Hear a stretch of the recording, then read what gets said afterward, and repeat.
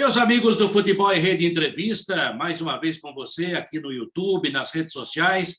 Nosso programa já está há um tempinho rodando por aí, mais de 100 personagens, homens que falam de futebol, da imprensa, enfim, amigos nossos que fizemos durante a nossa carreira, a minha, do Fábio Serotti, e que a gente vai conversando aqui num papo muito saudável e muito legal. Tudo bem com você, né, Serotti?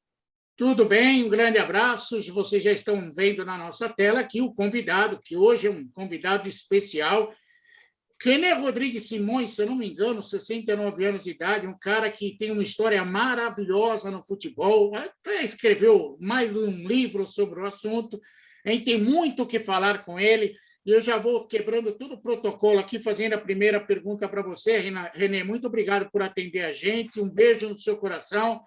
René, você que é instrutor da FIFA, você que é um treinador rodado, um cara muito experiente, um pensador do esporte, como você vê essa invasão lusitana no futebol brasileiro? Você está satisfeito com isso? Um abração para você, René. Um abraço, Serotti. Luiz Carlos também, um abraço para você. É um prazer estar falando com vocês. Há algum tempo, o Luiz Carlos Abreu disse assim, vários amigos que fizemos. É verdade. São muitos amigos que vocês fizeram. Quem trabalha com qualidade, com correção, faz muitos amigos mesmo às vezes não tendo intenção de fazê-los, mas a correção acaba com que essa proximidade, esse jeito de vocês conquiste as pessoas. Eu não posso dizer que eu sou contra, absolutamente, porque eu trabalhei em 7 diferentes países, né? Eu trabalhei primeiro nos Emirados Árabes, depois eu trabalhei em Portugal, eu trabalhei no Catar, eu trabalhei no Irã, eu trabalhei na Costa Rica, eu trabalhei na Jamaica, trabalhei em Trinidad e Tobago. Então, eu não posso ser contra que estrangeiros trabalhem em outros países, né?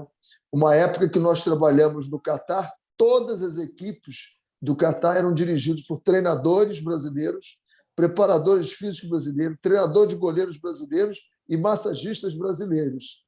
Então, não dá para a gente ser contra. Agora, eu acho ótimo, num primeiro momento, porque vem trazer uma visão diferenciada.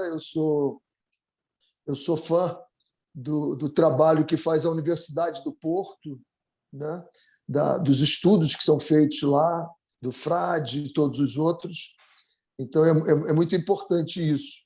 Sou amigo do Jorge Jesus. Quando veio para o Flamengo, talvez eu tenha sido o primeiro cara a dizer, olha, vai fazer muito bem ao Flamengo e ao futebol brasileiro, vai dar uma mexida em tudo, porque nós estamos precisando dessa mexida, e acho que isso foi importante. A única reclamação que eu tenho é a paciência que se tem com os estrangeiros que não se tem com os brasileiros quando estão no Carlos. Jorge Sampaoli, o que foi que Jorge Sampaoli ganhou no Brasil? O Jorge Sampaoli não ganhou nenhum título com o Santos.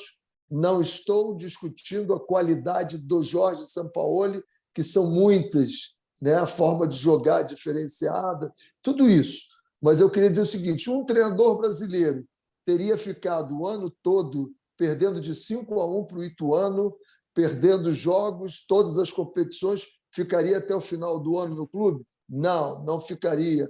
Ficaria o ano todo no Atlético Mineiro sem ganhar o Campeonato Brasileiro com um time que formou vários bons jogadores, como ganhou o Cuca agora, melhorando um pouco o time, mas já vinha com o Jorge Sampaoli. Não ficaria. Então, eu só acho que tem que ter a mesma paciência com os brasileiros que tem com os treinadores estrangeiros, mas eu acho muito saudável isso, e até porque eles comecem a descobrir como é difícil esse Campeonato Brasileiro. É muito difícil. Você vai jogar 10, 12 graus no Rio Grande do Sul, com uma umidade X, e vai subir, vai jogar lá em Fortaleza, a 38, a 36 graus, com uma umidade fortíssima, altíssima. Então, isso faz diferença. Se você pode ter o voo fretado, isso é uma coisa. Se você não tem, uma vez o Jorge Jesus disse, não tem que substituir, deu uma declaração que jogador descansa no dia que tem folga, fora isso tem jogo, tem que jogar. Eu disse, Jorge, não faça isso porque você tem voo fretado.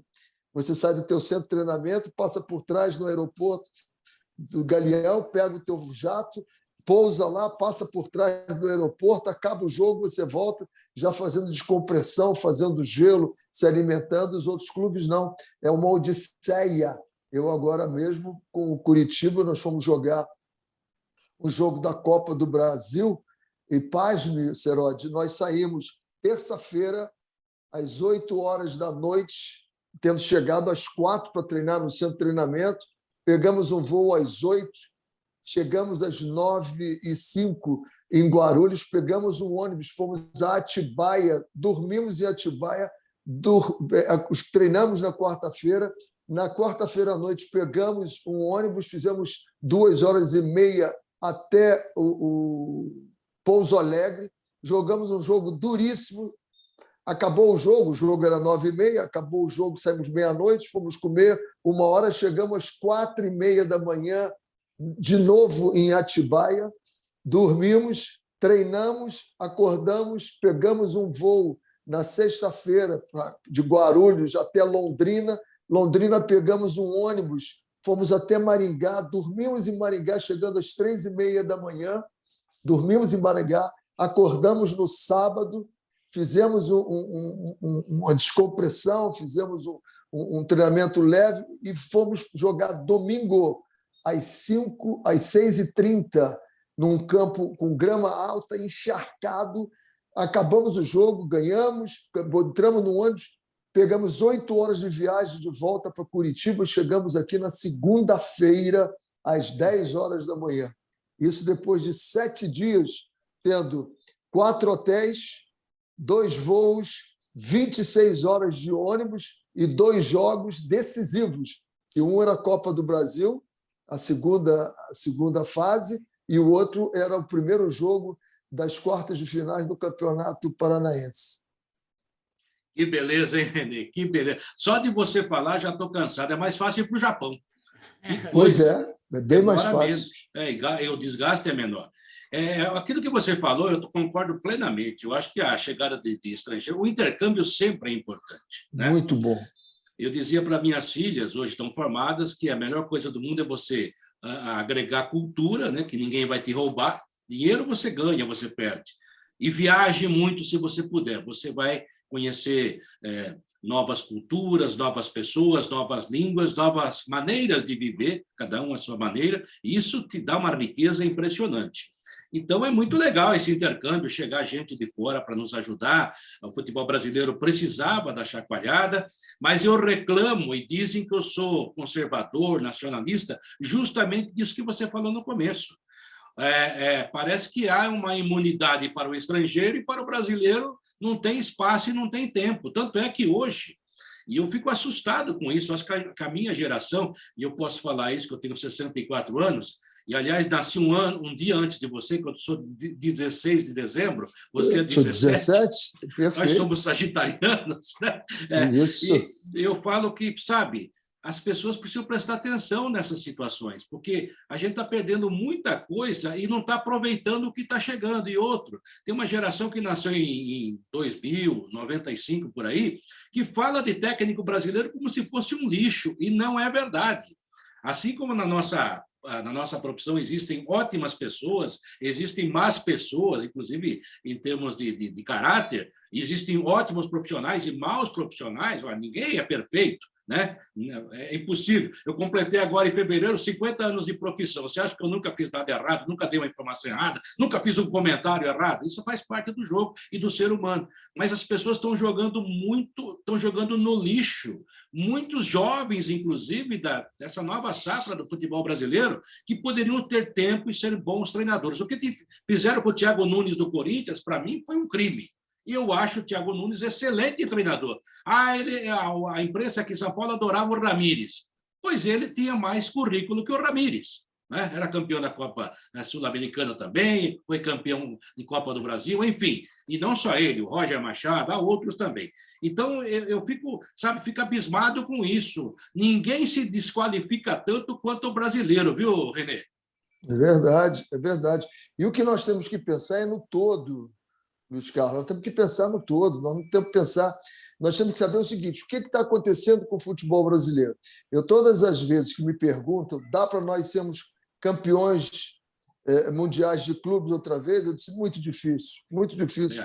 Se nós não melhorarmos o que tem acontecido aqui, e não é a questão do treinador, a questão é a intensidade do jogo. O nosso jogo é muito lento. Primeiro, se eu fosse do PROCON, eu começaria a multar todos os jogos de futebol, porque você vende um ingresso para alguém assistir de início 90 minutos, mas atualmente 100 minutos de jogo, e você só assiste 40 no máximo. Depois você compra o ingresso para ver futebol, e você vê a cada córner que uma equipe consegue o goleiro cair para ser atendido pelo médico. Isso é absolutamente ridículo. Se o time estiver ganhando, o médico vai estar 3, 4 vezes para atender um goleiro que não participou da jogada. Não é possível que o juiz não esteja vendo. Esse goleiro não participou da jogada, porque ele não levou choque, não teve nada. Por que ele caiu? Goleiro com cãibra, eu nunca vi goleiro ter cãibra. Isso é absolutamente, a não ser que ele receba uma pancada. Depois, qualquer jogador que você encoste no peito dele, ele bota a mão no rosto. Então, eu comprei um ingresso para ver jogo de futebol com uma arte maravilhosa e vou ver artes cênicas diferentes, uma outra arte. Me enganaram. Você vê um VAR que se intromete no jogo todo o tempo, e eu sou favorável ao VAR. O VAR, antigamente, os árbitros erravam por 2 metros, hoje eles erram por 2 milímetros, 3 centímetros, coisas desse jeito, mas toda hora ir no VAR, e vai no VAR e fica 2, 3 minutos. Nós vemos o árbitro o tempo todo, para não deixar o jogo ficar muito intenso, ele correndo muito, ele vai parando, manda botar a bola mais para trás, ele não dá vantagem, ele segura, dá o jogo, para dar o cartão. Então, tem uma série de coisas que o nosso jogo não anda. Em consequência disso, o nosso jogador, no cardiovascular dele, ele não consegue manter a intensidade que mantém o jogo europeu. E aí nós perdemos assim, porque os nossos treinadores... Não, nós já perdemos 2 vezes o Campeonato Mundial e eram 2 treinadores, 3 vezes, aliás, 2 vezes e 3 vezes eram portugueses, os treinadores. A culpa é deles? Não. Mas foi a culpa dos brasileiros? Também não. A culpa de um cenário geral que está acontecendo e a gente não tem intensidade. Aí vai pegar um jogo que você vê, o Paris Saint-Germain e Real Madrid, a bola não para. A bola não para, tem jogo o tempo todo. Não tem jogador simulando contusão, tem jogador querendo fazer gol. E se nós quisermos fazer isso, nós podemos fazer. Nós temos condições para fazer isso. Eu, por exemplo, aqui, todas as vezes que eu falo com os jogadores do Curitiba, eu digo para eles, olha, vocês são pagos para jogar futebol. Vocês não são pagos para encenar, não são pagos para enganar.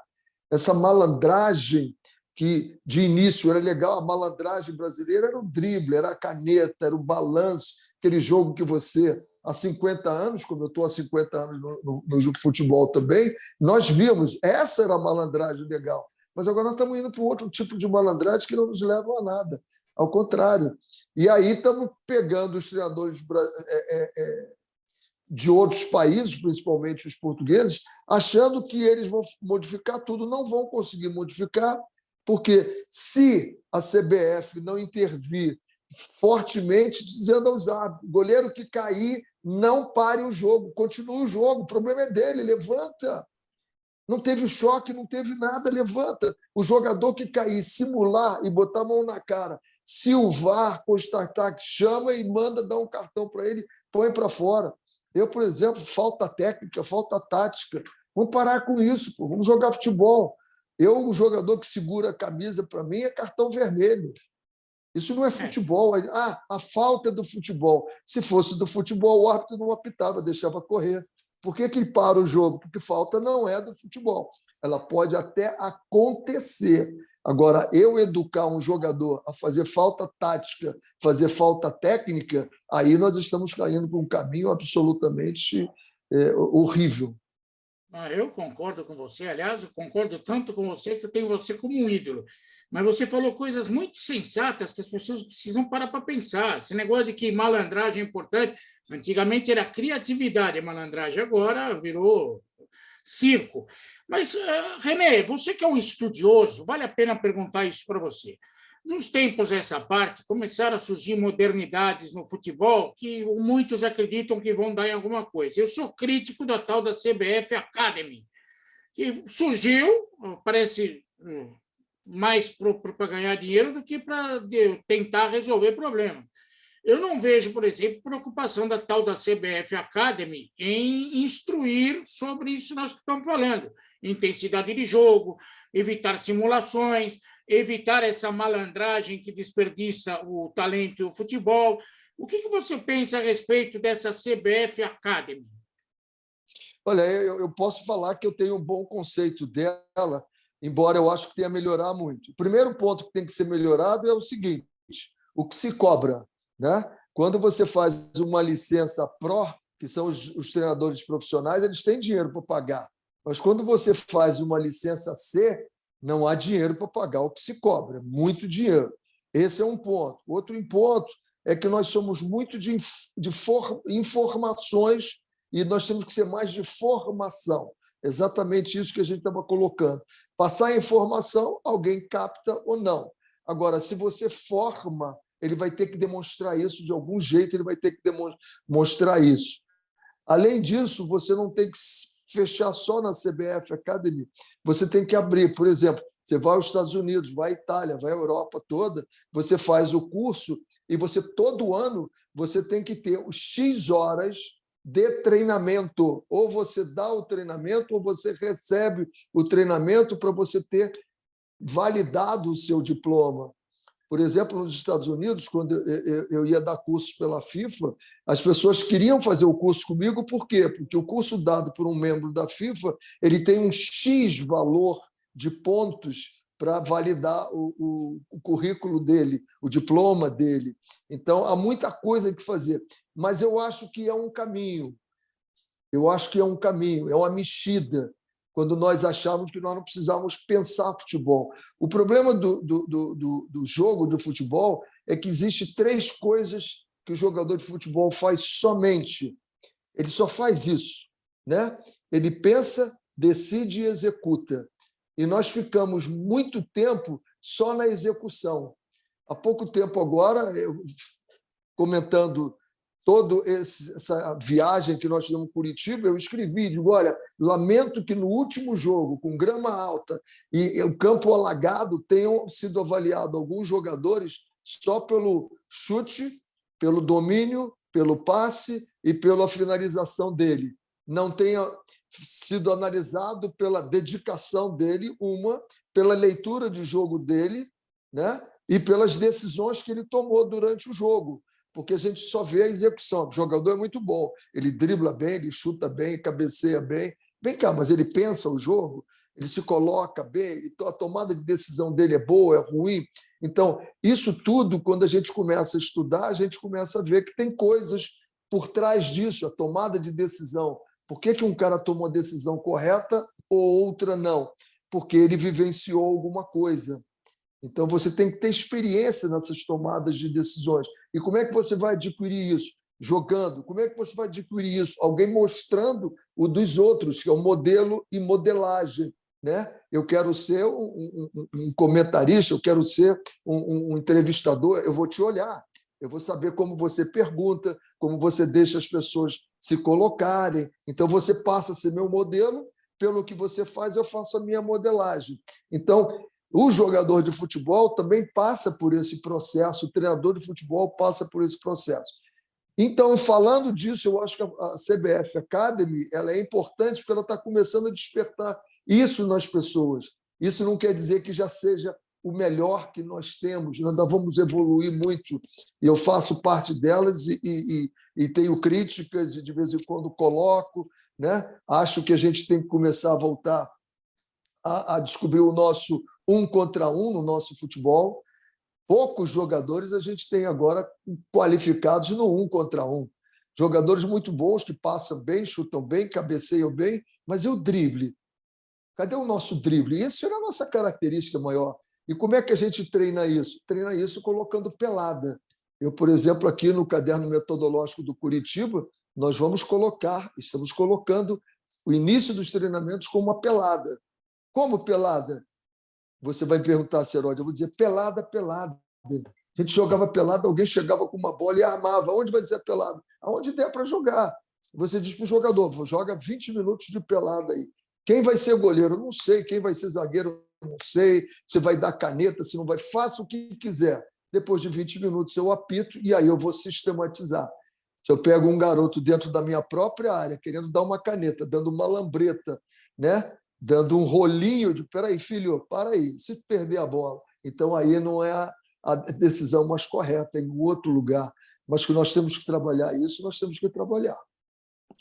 Olha, o René Simões citou várias vezes o Curitiba, até por falha nossa, não dissemos que, além de treinador de história do futebol brasileiro e mundial, ele que se declarou aposentado, mas ninguém esquece o que faz, né? Mas ele é atualmente head do esportivo do Curitiba, que, aliás, é um time muito simpático, né? E que a gente torce também à distância. São aquilo que a gente falou no início, né, dos amigos, né, René? Eu, por exemplo, sou santista, mas eu falo assim, várias e várias vezes eu torci pelos amigos, né? Até, às vezes, contra meu time, porque a gente gosta de futebol. Isso é verdade. Eu estou como head esportivo. É como se fosse, na Europa, o diretor esportivo do clube, né? Porque a gente tem aquele rótulo diretor de futebol, um cargo do diretor político, né? Não é o meu caso. Eu sou o cabeça. Nós temos no clube, o Curitiba tem uma organização maravilhosa hoje. É incrível o que eles conseguiram fazer. Nós temos um head administrativo, ou seja, um cabeça administrador, e aí todos os gerentes, né? O jurídico, o de marketing, o de compras, todo é controlado por ele. E no esporte, tudo é controlado por mim. Todos os treinadores, eu tenho gerentes de ciência, gerentes de captação, gerentes de mercado, os gerentes de futebol, todos são sobre o meu chapéu. E é uma organização fantástica o Curitiba hoje.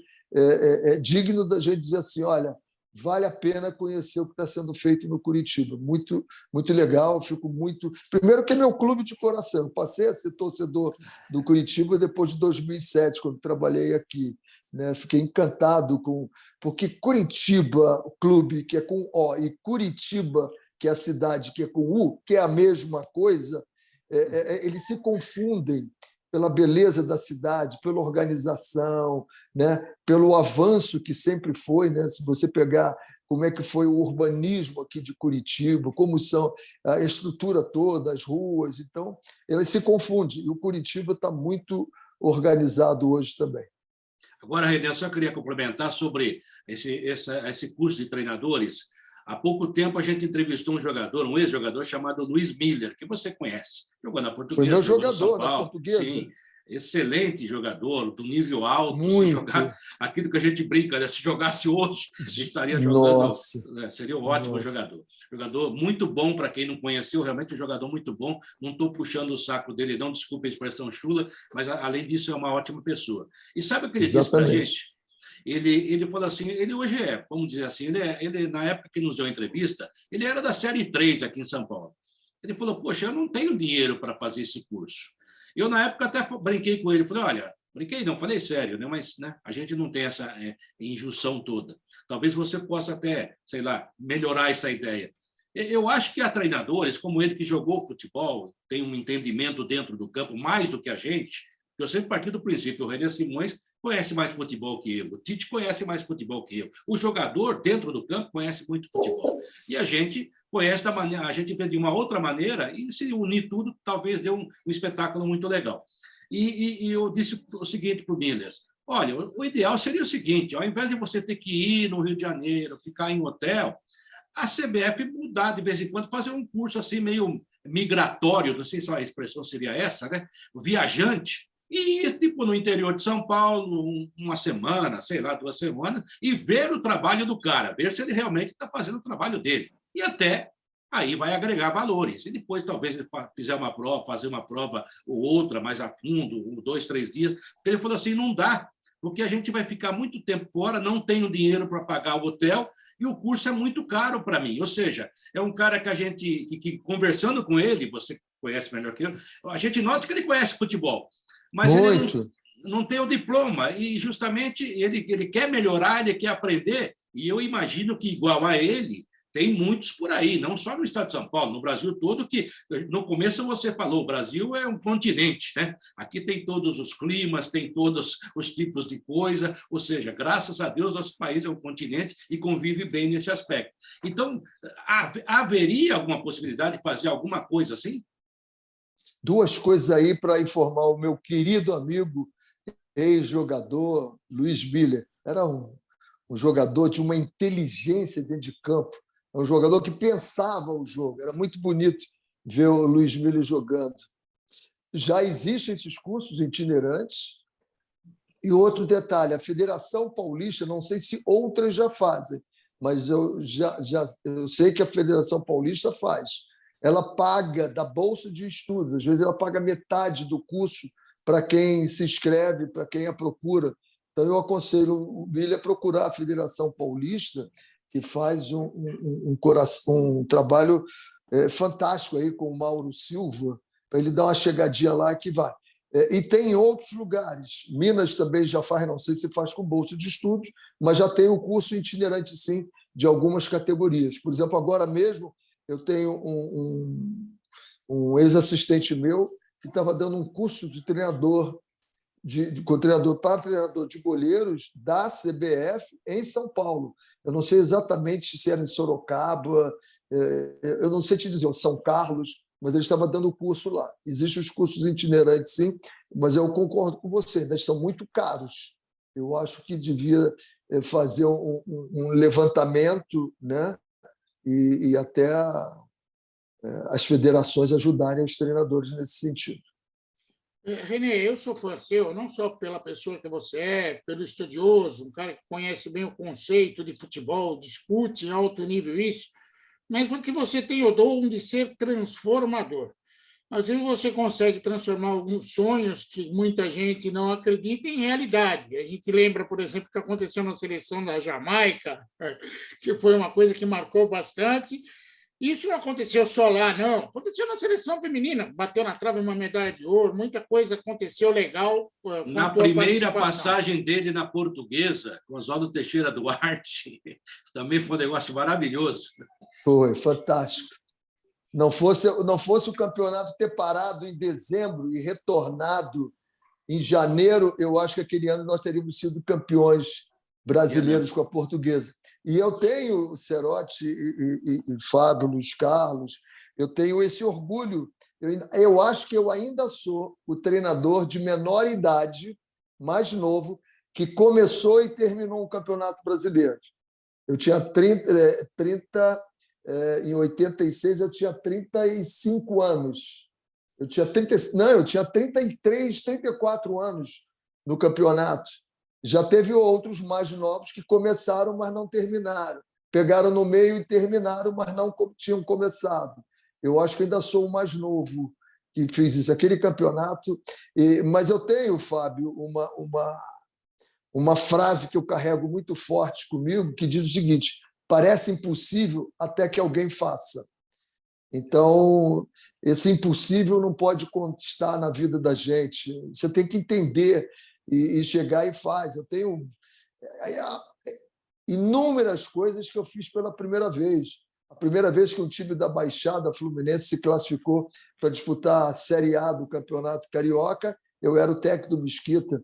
A primeira vez que se ganhou a Sub-17 sul-americana, eu era o treinador da Sub-17 no Equador. A primeira vez que um clube dos Emirados ganhou um campeonato, eu era o treinador. A primeira vez que o Al Rayyan do Catar ganhou uma Copa, eu era o treinador. Primeira vez da seleção feminina no pódio, primeira vez da Jamaica classificado, seleção principal da Copa do Mundo, eu era o treinador. A seleção sub-20 eu era o treinador e a seleção sub-17 eu era o treinador também. Então, tem várias coisas. É você acreditar. você acreditar. Nós agora estamos trabalhando aqui no Coritiba e há um anseio muito grande, um incômodo muito grande dos torcedores ainda, porque o Coritiba vem subindo, caindo, subindo, caindo, subindo, caindo, e todos ficam perguntando, será que vai ficar? Eu disse, tem que ficar, tem que ficar. Você tem que acreditar nisso e trabalhar com todas as forças, né? E tem que ser melhor naquilo que você faz todo dia, acreditando que é possível. Esse é um cara maravilhoso, Quartarolo. Faz pergunta para ele que eu quero agitar ele, não consigo, é mais inteligente do que eu. Você queria me agitar? Eu já estou agitado. Quartarolo desligou o microfone dele, que ele ficou tão emocionado que o microfone dele desligou. Mas, René, deixa eu aproveitar e fazer outra pergunta para você. Aproveitar que o Quartarolo está quietinho aí, pode o microfone dele. Você foi um cara que conseguiu ir contra uma maré no futebol brasileiro de exaltação, que infelizmente nós temos esse problema da maré de exaltação. E teve aquele fato com o Neymar, você alertou a humanidade que, cuidado aí, estamos construindo um monstro. Voltei! O Quartarolo vai ficar doido com essa pergunta, mas eu acho que você acertou na mosca. Eu queria que você falasse um pouquinho. É lógico, aqui ninguém está fazendo uma ode contra o Neymar, não é isso. São pessoas que gostam de futebol. O René gosta de futebol, certamente gosta do talento do Neymar, mas a coisa não vinha demonstrando que estava indo no trilho certo. Qual a avaliação que você faz hoje de tudo que aconteceu e do que está acontecendo com o Neymar, René? A primeira, eu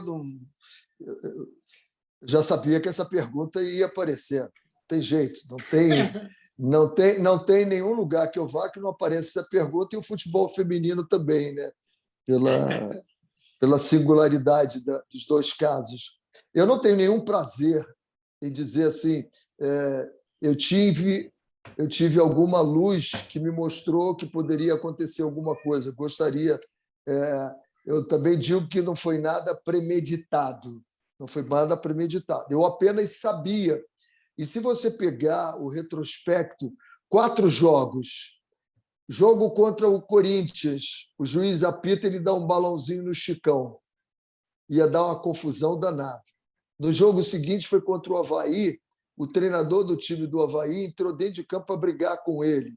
Na outra semana o jogo foi contra o Ceará, e ele disse alguma coisa para o João Marcos, que deu uma confusão danada, e aí veio o nosso jogo, em que teve o pênalti que não foi deixado ele bater, ele xinga o capitão, xinga o treinador, e tem um detalhe que poucas pessoas sabem disso, ele não foi para o campo dele. Na hora de dar a saída, todos têm que ficar, o Atlético Goianiense ficaria no seu campo, o Santos no seu campo. O Neymar estava no campo do Atlético Goianiense e o Voaden, meu amigo Voaden, um dos melhores árbitros de futebol brasileiro, chama e ele não vem para o campo. Quando acaba o jogo, eu vou até o Voaden e falo com ele, olha, nós temos que educar os meninos. Se você dá o cartão quando houve o problema do pênalti, e se depois você dá o cartão quando ele cometeu um ato ali, não pode, está fora da lei esse ato, né? De recomeçar o jogo. Ele, os meninos vão ser educados.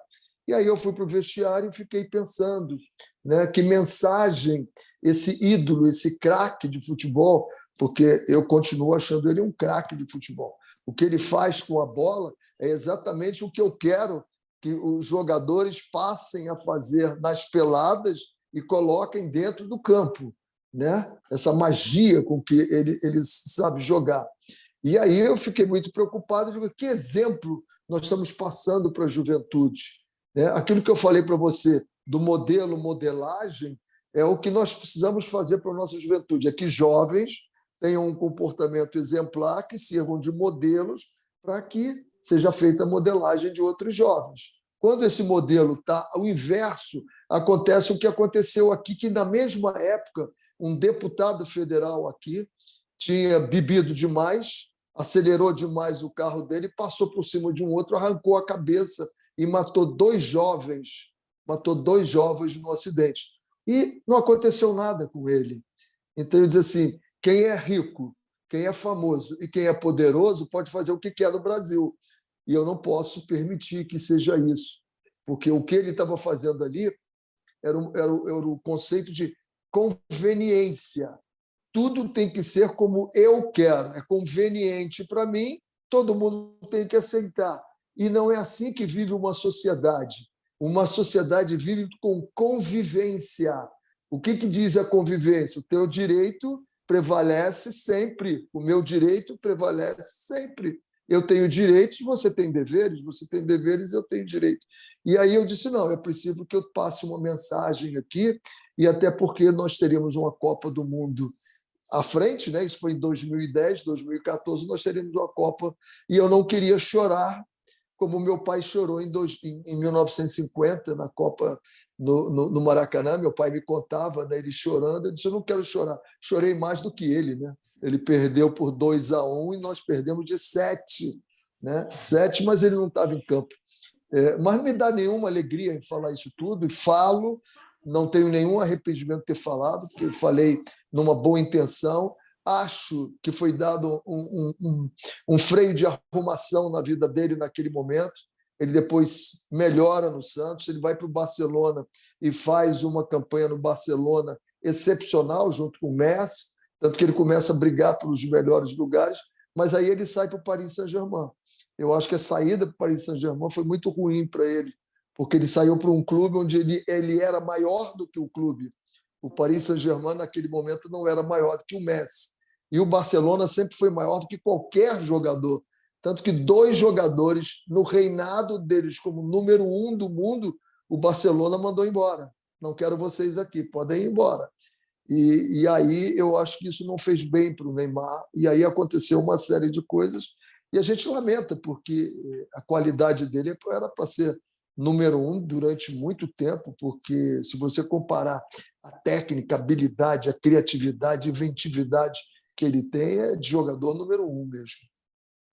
E até talvez explique, né, Renê? Porque às vezes ele fica tão irritado com a marcação no campo, aquela marcação pegajosa, ele discute até com o companheiro, porque quando não dá certo, ele não procura resolver, ele acha que a culpa é sempre do outro, né? Então ele quer, sou eu e eu. E isso realmente é muito complicado.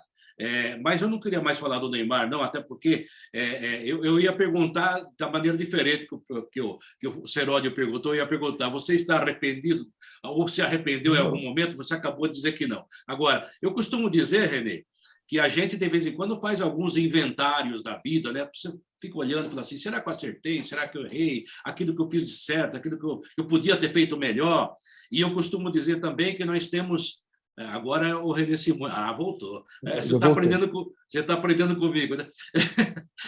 Mas eu costumo dizer o seguinte também, que a gente tem várias vidas dentro da nossa vida, né? Você, por exemplo, está numa nova vida no Curitiba. É claro que é dentro daquilo que você conhece, mas uma função que você está exercendo aí de uma maneira maravilhosa, e como você falou disso, você deve estar gostando, adorando, e é mais uma empreitada importante na sua vida. Mas eu gostaria que você falasse, sabe do quê? De um país que chega para a gente, aqui eu não conheço, mas que chega para a gente com uma felicidade incrível, e é bem Brasil, que é a Jamaica, né? A Jamaica do reggae, a Jamaica festiva, a Jamaica, sabe? E que era uma gostosura ver jogar, porque parece que essa alegria era levada para o campo, coisa que nós já fizemos um tempo atrás. Então, fale um pouquinho dessa Jamaica, você que conviveu com os jamaicanos, você que hoje é ídolo lá. O Renê, quando desembarca lá, viu, Fábio Seródio? Os caras falam, é Mr. Renê Simões, é Monsieur Renê Simões, Senhor Renê Simões, já estende o tapete vermelho já no aeroporto, porque o cara realmente é um ídolo nacional e até internacional no caso, né? Como é que essa Jamaica, esse futebol, esse país que parece que gosta da festa e sabe viver com a festa? Quartarolo, é importantíssimo você falar isso, da alegria. Ainda ontem eu trouxe um jogador aqui na minha sala, eu estou no centro de treinamento, aqui eu vou mostrar ali na esquerda, ó. Nós construímos uma sala estrategicamente, e daqui eu vejo, tem outro campo lá, estou vendo o treinamento também. Então, daqui eu posso ver o treinamento e eu, quando tenho que alguma coisa, chamo o jogador, ele senta aqui, da privacidade da minha sala, e eu dizia para ele ontem, você está precisando ir para casa para pensar sobre a sua vida. O que acontece é que a vida dele foi uma vida muito difícil e ele está com uma vida mais fácil agora, mas está tendo os comportamentos de quando ele tinha a vida difícil, que todo mundo era contra ele, ele tinha que brigar todo mundo. E eu disse para ele, olha, eu nasci em Cavalcante, tive uma infância maravilhosa, mas pesada, porque com pobreza eu tinha que, do meu tamanho, eu tenho 1,67 m, eu tinha que brigar todo dia, eu tinha que ser bom de briga, senão eu me engolia. Né? Deixei de ter que brigar quando comecei a jogar bola, aí os caras mais fortes me protegiam lá, não tinha mais o que brigar. Você está esquecendo de ser alegre, você está levando tudo que você trouxe e você está num momento maravilhoso, numa Série A, pô. Vamos jogar, vamos ser alegre. E na Jamaica foi isso. Eu me lembro que, quando eu cheguei na Jamaica, teve um jogador, o nome dele era Barnes, e o Barnes, eu vi ele afastado do treinamento da Sub-23. E eu fui até o treinador e perguntei por quê. Ele disse, porque ele não penteou o cabelo hoje. Ele tinha afastado o jogador porque ele não tinha penteado o cabelo. Eu disse, mas peraí, aqui o jamaicano gosta de dreadlocks, gosta de trabalho, assim. Não, mas aqui na federação a gente obriga eles. Eu digo, não, peraí, para. Eu só não quero o olho caindo na frente, tapando a visão dele. Se o cabelo estiver tapando a visão dele, meu amigo, ele não vai jogar no meu time, não. Mas o jeito que ele vai usar o cabelo dele, use como ele quiser, pô. Se é a expressão da cultura do país, por que eu vou tirar isso dele? Eu quero eles com muita alegria. E o negro, principalmente o negro jamaicano, uma força interna absurda. Tanto que o início dos jogos que eu pegava lá, eu tinha 4, 5, 6, 7 cartões amarelos e 1, 2 vermelhos, porque eles eram muito agressivos. E aí eu tive que diminuir essa agressividade, dizendo para eles, vamos ser agressivos, mas com fair play. Vamos jogar com fair play. Vamos pensar na bola, vamos pensar na canela do cara. Não vamos pensar que eu sou forte, vamos pensar que eu sou técnico. Não vamos pensar que eu vou agredir o cara, vamos pensar que eu vou tirar o espaço do camarada. Então, você foi trocando as palavras. É muito legal quando você não diz para você, não faça isso, porque o não é registrado pelo cérebro. Então, não faça correria. O cara só se lembra em correria. Eu digo para você, não pense em abacate. Você já está pensando em abacate. Então, eu não digo para ele assim, deixe de ser violento. Eu digo para você, olha, vamos ser mais tranquilos aqui. Deixe de agredir o cara. Eu digo, olha, vamos tirar o espaço dele, vamos fazer isso. Então, a gente foi levando os jogadores jamaicanos e nessa do que parece impossível, né? Um país de 2.500.000 habitantes e que não tinha futebol profissional, pensar numa Copa do Mundo, né? Todo mundo dizia que eu era maluco. Teve um comentarista de televisão que disse, esse senhor que está sentado aqui ao meu lado, ele é um mentiroso, porque ele está dizendo que a gente pode ir para a Copa do Mundo. E aí eu, com muita tranquilidade, eu disse, eu não estou dizendo que nós vamos para a Copa do Mundo, eu estou dizendo que nós podemos ir para a Copa do Mundo. Há uma diferença quilométrica nisso. Uma é eu dizer que nós vamos, e aí eu não preciso nem fazer muita coisa, porque nós vamos. Outra coisa é assim, nós podemos ir. Para poder ir, nós temos que fazer tudo o que nunca fizemos aqui. Nós temos que fazer de forma diferente, porque o Brasil, por exemplo, com 200 milhões e nós com 2.500.000, quando eu encontrar um jogador, o Brasil encontrou 100 jogadores. Era 100 vezes maior a possibilidade de ter um bom jogador no Brasil do que ter na Jamaica. Então, quando encontrasse um bom jogador, você não poderia perdê-lo. Você tinha que trabalhar de uma forma que aquele cara realmente, né? Você encontrou uma pepitazinha de ouro, né? E você não pode perder. O cara encontrar 10, 100, às vezes ele perde uma, lá está tudo bem. Tem as outras 99. Então, essa da alegria foi uma coisa, porque a Jamaica é a Bahia falando inglês. É a Bahia falando inglês, é a mesma alegria, é o mesmo gingado, é a mesma irreverência. Então, foi um momento assim mágico na minha vida. René, tem muitas coisas que eu quero voltar a falar de Bahia com você, mas dentre as muitas coisas que eu quero te perguntar é que nós estamos na véspera de uma Copa do Mundo no Catar, Você teve uma convivência no Catar, ganhou no Catar, sabe qual é a realidade do Catar em relação à Copa do Mundo, em relação a tudo isso. Qual a tua expectativa em relação à Copa do Mundo no Catar? Olha, vai ser uma Copa do Mundo com os melhores estádios que você possa imaginar, com as coisas inimagináveis que você vai ver lá, né? Por exemplo, estádios com o que você regula a temperatura do estádio. Você joga na temperatura que quiser. Se você quiser jogar 22 graus, se você quiser jogar 10 graus, você vai regular. Tem um agora, esse eu não conheci, me falaram. Se não for verdade, desculpe, mas estou vendendo o peixe pelo mesmo preço que comprei, de que você vai regular o próprio assento seu, a temperatura do seu assento, você vai poder regular também. Não sei se isso tudo corresponde, mas em se tratando de mundo árabe, principalmente ali do Golfo, né? Para as pessoas entenderem, né? O mundo árabe é muito grande, mas o Golfo Pérsico são 7 países ali que compõem o Golfo, que é o Catar, Omã, Bahrein, Emirados Árabes, Kuwait, né? E Arábia Saudita, são 7 países. Então, e o Catar, né? É o 7º. O Catar é muito rico. O Catar é muito rico em petróleo, é muito rico em gás. Ele tem o maior poço individual, um único poço que produz, é o que produz um único poço maior do mundo, é o Catar. Isso foi descoberto quando eu estava lá, em 1989, e agora já está em produção. É um país riquíssimo, talvez per capita, hoje em dia talvez seja o país mais rico do mundo, né?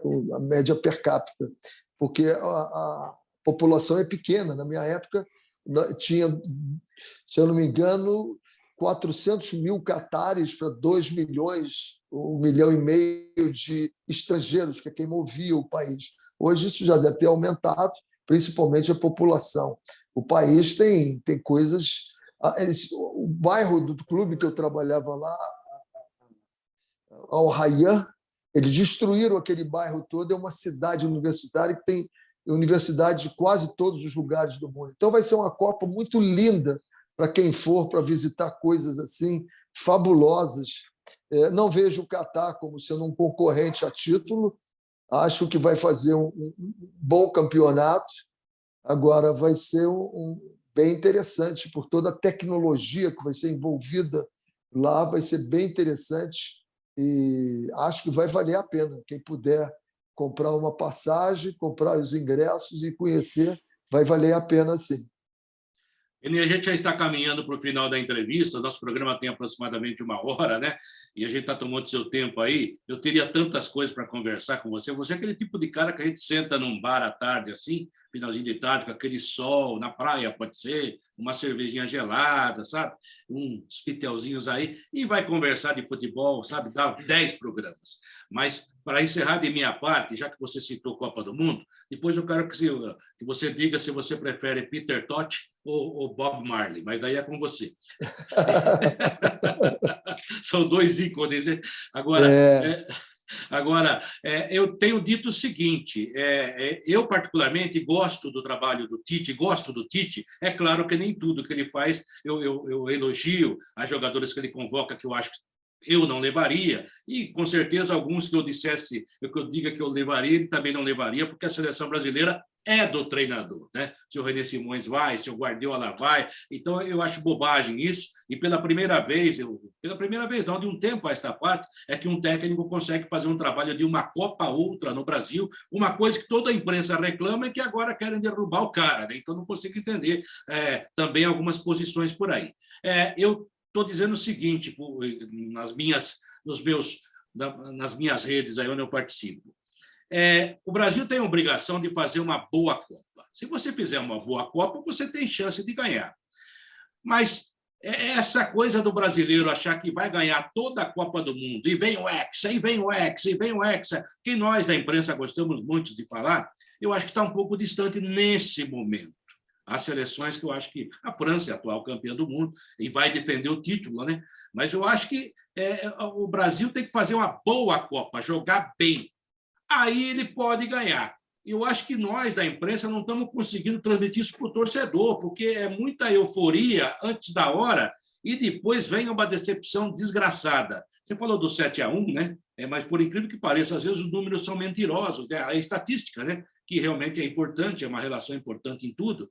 A última grande participação do Brasil depois de 2002 foi 14, em quarto lugar, mas tem a nódoa do 7-1. Então, em número, foi ótimo, mas de lá para cá, depois de 2002, a gente vai até o quinto jogo, né? Eu acho que chegar a uma semifinal é uma boa campanha, jogar bem uma semifinal é uma boa campanha. E o que você espera dessa seleção brasileira? Você espera mais do Tite? Ou a nossa geração atual, essa coisa aí que a safra não é tão boa, você concorda?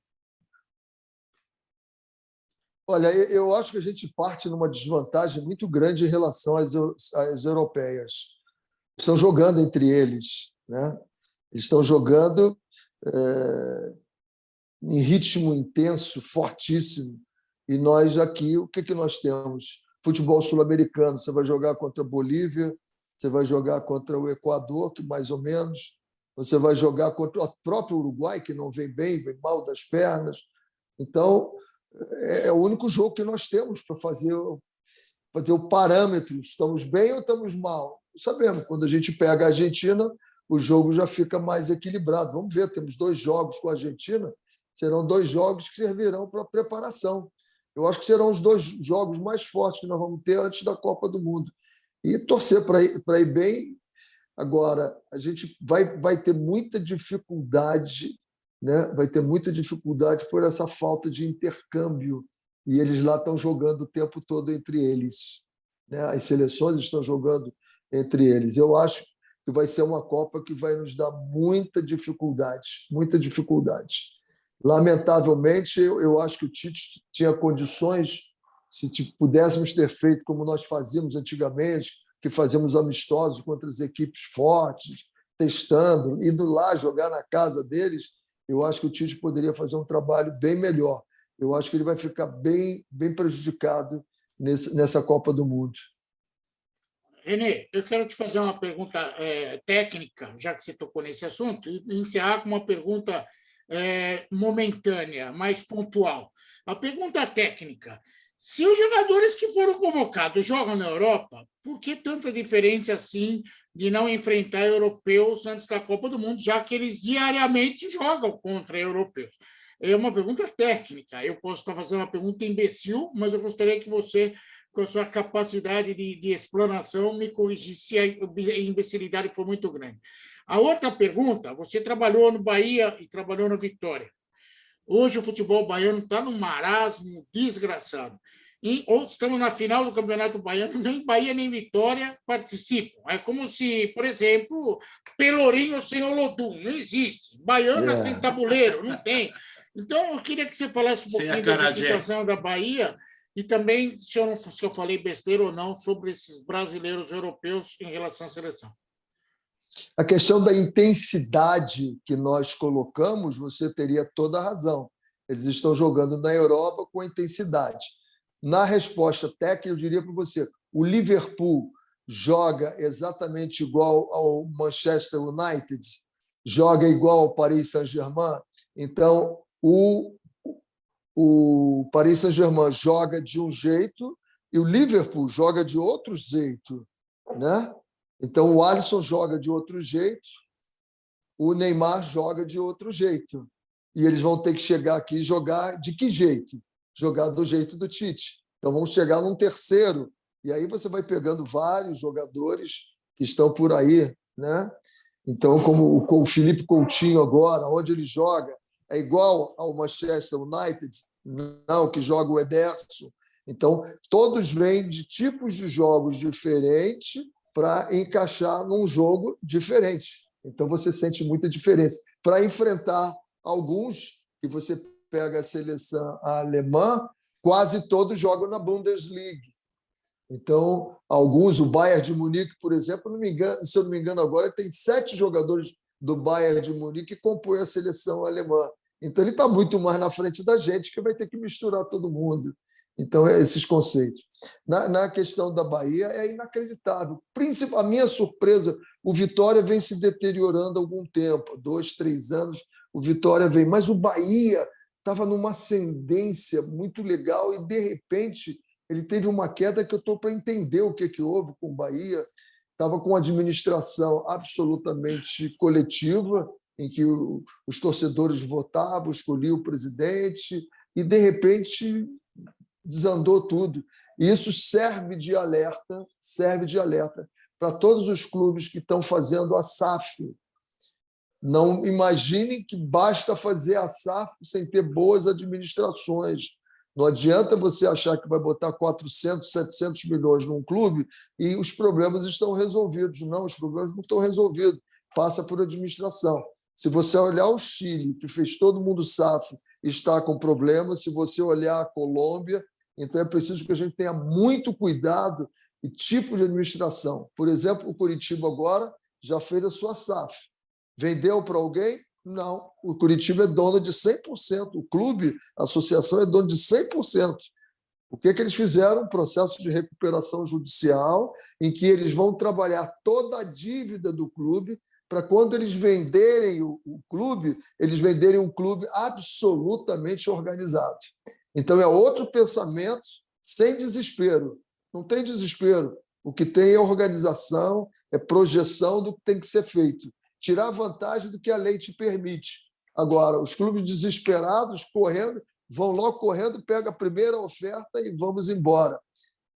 Tenhamos cuidado com isso para a gente não acabar destruindo os nossos clubes definitivamente. Concordo com você, René, e acho que a nomenclatura é o de menos. O que vale realmente é a atitude, a administração, é o ser humano. No fim, é o ser humano que vai ter que funcionar, e a SAF, em algumas situações, para alguns clubes, não todos, é claro, o Coritiba, você acabou de dizer, é uma exceção, né? A SAF agora só sinônimo dos mecenas do passado, né? Então não vai dar certo mesmo, vai até piorar a situação. René Rodrigues Simões, meu companheiro de signo, Sagitário. Por isso que ele é inteligente, viu, Seródio? Minha filha é de Sagitário, minha mãe era de Sagitário, minha avó é de Sagitário e meu amigo Quartarolo é de Sagitário. Eu me dou bem. Você sabe, viu, René, essa que camisa meu pai... é do Catar, né? Não, é do Manchester City. Do Manchester City, então com um coisa em volta, assim, parecendo ser da seleção do Catar. Não, é o distintivo do Manchester City. E quem é que manda lá no Manchester City? São os árabes. Né? Viu, René, você está falando de nascer em dezembro. Meu irmão nasceu dia 4, minha filha nasceu dia 10, minha netinha, que está destruindo a casa aqui hoje, nasceu dia 14, e meu falecido pai tinha nascido no dia 15, quer dizer, é só gente boa. E estamos acompanhados de Beethoven, Silvio Santos, Frank Sinatra. Eu quase chego à conclusão que a tua família é carnavalesca. O italiano não sabe sambar, porque né? se você pegar 9 meses de final de fevereiro para entrada de março, vai dar uma gestação em dezembro, hein? Ih, rapaz, não tinha pensado nisso. Mas não é, sabe o que é, René? Vou contar para você, é um segredo de Estado. Na Jovem Pan, a gente só tinha folga no carnaval, na Semana Santa. Olha. Aí a rádio fechava para o padre trabalhar. Tá vendo? Então a gente não tinha o que fazer naquela época mesmo. Nasceu a minha filha em dezembro, a filha dele em dezembro. Tá vendo?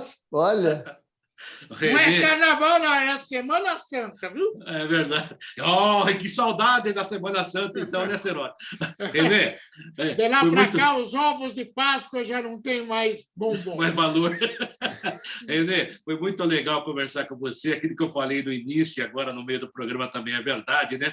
Você é o tipo da pessoa que faz bem para a gente, faz bem para o esporte. É um cara muito sério. Toda vez que a gente fala do René, as pessoas falam de você com muita seriedade. E o seu trabalho a gente já conhece, né?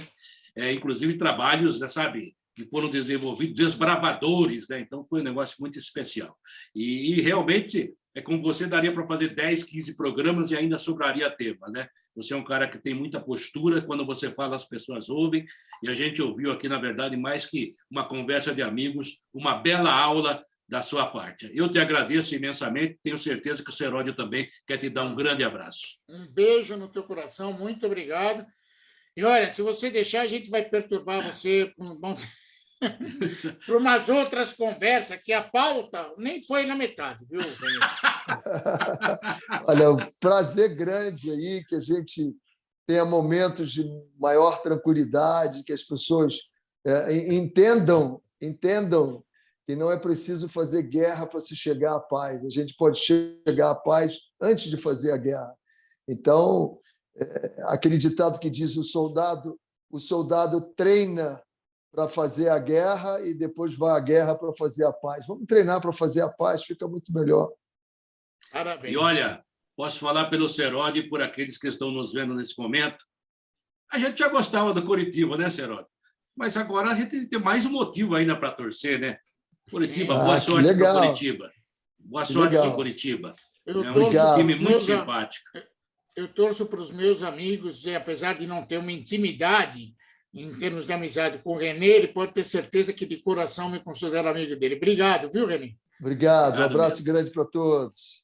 Um abraço, Renê Simões. Foi treinador da maior qualidade, treinador com história no futebol brasileiro e mundial. Hoje trabalha no Coritiba, Rede Esportivo do Coritiba. Conosco mais uma vez. Futebol em Rede Entrevista. Mais um grande personagem para você aqui. Futebol em Rede Entrevista. Um abraço, gente. Fica com Deus. Valeu, obrigado.